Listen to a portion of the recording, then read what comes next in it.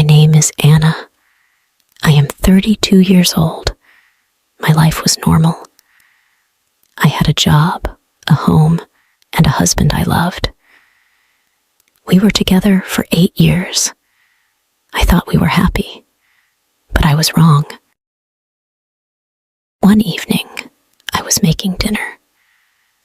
I waited for my husband, Daniel, to come home. He was late. He was always late these days. I felt something was wrong, but I didn't want to believe it. When he finally came home, his face looked serious. He didn't kiss me. He didn't smile. He sat down at the table and looked at me. "We need to talk," he said. My hands started to shake. My heart beat fast. I put the spoon down. My hands were cold. My heart was beating too fast. "What is it?" I asked. Daniel looked down. He didn't want to meet my eyes. "I don't love you anymore," he said. His voice was quiet, but his words were loud in my head. I felt like the floor disappeared under me. My chest hurt. My throat was dry. "What?" I whispered. "I'm sorry, Anna," he said. "I didn't want to hurt you." I stared at him. My husband, the man I loved, the man I trusted, and now he was breaking my heart. I wanted to ask, why? What did I do?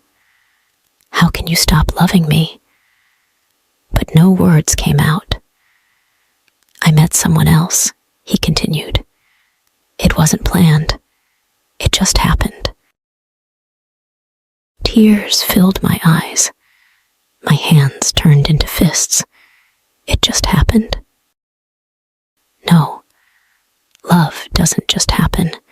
Betrayal doesn't just happen. I stood up. I couldn't sit there anymore. "So, what now?" I asked. My voice was shaking. Daniel sighed. "I'm leaving." And just like that, my world fell apart. Daniel packed his bags. I sat on the couch, watching him. My face was wet with tears, but I didn't wipe them. He took his clothes, his books, his watch. I wanted to scream. I wanted to throw his things out of the window. I wanted to beg him to stay. But I did nothing. He stood by the door. "I'm really sorry," he said again. I didn't answer. He sighed. Then he opened the door and left. I sat there, frozen. I heard his car drive away. I heard the silence in the house. Then I broke. I cried. I cried so hard that my whole body hurt. I hugged my knees and rocked back and forth. My heart felt too heavy. My chest felt too tight. I cried until my head hurt, until my throat burned, until I had no more tears left. And then I sat in the dark, alone. The next morning, I woke up and forgot for a second. I reached for Daniel's side of the bed. It was empty. And then I remembered. Pain hit me again, like a knife in my chest. I got up. I walked around the house. His things were gone. His smell was gone. But his ghost was everywhere. His empty chair at the table. His coffee mug in the sink. His slippers near the door. Everywhere I looked, I saw him, but he wasn't there. I went to the bathroom and looked in the mirror. My face was pale. My eyes were red. I didn't look like myself. I touched my ring. I couldn't take it off. Not yet. I was alone. The days after that were the hardest. I stopped eating. Food had no taste. I stopped sleeping. Every time I closed my eyes, I saw him. At work, I pretended to be fine. I smiled at my coworkers. I answered emails, but inside, I was broken.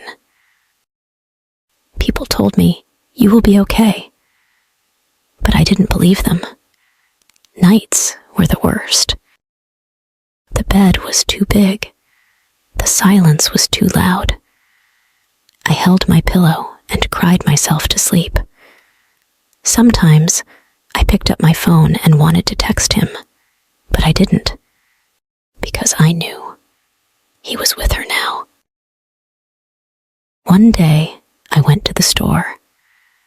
I walked past a coffee shop, and then I saw him, Daniel. He was sitting at a table with a woman. She was young, beautiful. She laughed at something he said. He looked happy. My stomach dropped. My hands felt cold. I wanted to run. I wanted to scream. But I just stood there, watching. Then he looked up. Our eyes met. For a second, I saw something in his face. Shock, guilt, pity. I didn't wait to find out. I turned around and walked away. Tears burned in my eyes, but I didn't cry. Not this time. I walked fast. Then I ran. I ran until my legs hurt, until my heart felt like it would explode. When I got home, I locked the door. I sat on the floor, and finally, I cried. But this time, the tears felt different, because I knew Daniel was gone, and I had to move on.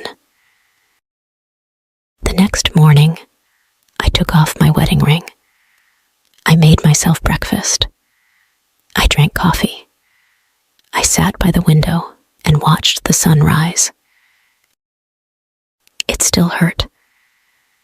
It would hurt for a long time. But I wasn't going to let this pain destroy me. One day, I would be happy again. One day, I would wake up and not think of him first. One day, I would love again. But today, I would survive. Thank you for listening to this story. Life is full of difficult moments, but every ending is also a new beginning. No matter how hard the pain is, time will heal and new happiness will come. If you enjoyed this story, please like, share, and subscribe for more emotional stories. Your support means so much. See you in the next story.